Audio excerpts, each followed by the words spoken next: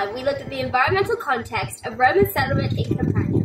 Now, we'd like to draw your attention to a particular site we'd like to talk more about, located in Leonard. The site is located on the northern slopes of Mount Vesuvius, and unlike pre-79 AD cities such as Pompeii and Herculaneum, was built after and therefore on top of the famous Plinian eruption. Our site belongs to the Apolline Project, a true pioneer in what is now known as the dark side of Vesuvius. Our main ambition for this project is to piece together the untold pasts of ancient territories of Nola and Neapolis. This is done through archaeology, paleobotany, volcanology, excavation, and finds analysis. Let's take a closer look. The site consists of a bath and villa complex, but there is still some uncertainty about whether the buildings were connected. The finds and structural proximity certainly suggest so. However, the size of the baths, somewhere between the size of regular public ones and smaller private ones, means it remains a mystery.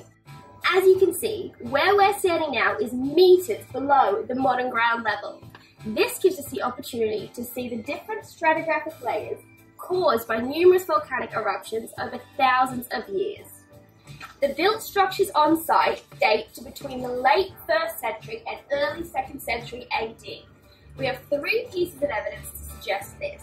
The first is the foundation level is built on top of the Plinian eruption, which means that the structures were built after AD 79. The second is the pottery found on site also gives us this date.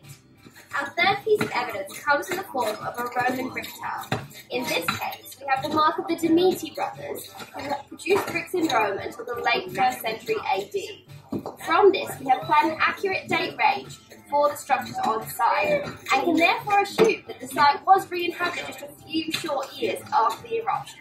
After hundreds of years of occupation, the site was abandoned and adopted a new function as a type of cemetery. This is evidenced by 5 burials found on site so far. 2 of these burials were adolescents, found in different areas of the bathhouse. The other 3 were infant burials found in amphora in this area. On the day of the 472 AD eruption, the entire first floor of the villa was buried beneath a torrent of volcanic material. However, unexpectedly, life still continued here. The remains of the structure, which stood above the mountains of ash and debris, the 2nd floor, were re-inhabited as a domestic dwelling. This is evidenced by an oven that was found.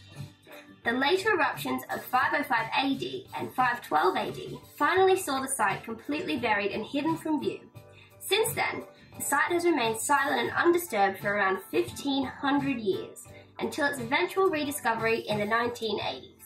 This wall here is part of the villa, and in this room the mosaic floor has just recently been reinforced and conserved with plaster. Just next door, this team of conservationists are trying to save a very, very delicate fresco that fell face down during the villa's destruction. Ben, one of the supervisors on site, his trench opened just 2 weeks ago. Can you tell us some of the things you found in your trench? Sure. So far we've been excavating for the last 2 weeks, building collapse. There's many different levels of this accumulated collapse. We've been finding ceramics, bronze objects like a coin, some bronze jewelry, and a bronze stamp that was actually found today for stamping the name of a person who might possibly be the owner. Another one of the supervisors that we have on site. Her trench is just behind us here. Jess, do you want to tell us some of the things you found? Yeah, we found a very interesting day so far. We found a couple of coins that we have right here. We have found a bronze needle. We found a bronze bracelet. We found the first portion of a fresco with the image of a person. So it's been a pretty good day so far. We hope you've enjoyed the tour of the site today. Although a lot of it is physically missing, the artifacts and interpretations emerging from the archaeological work here are helping to piece together the historical puzzle left by Mount Vesuvius.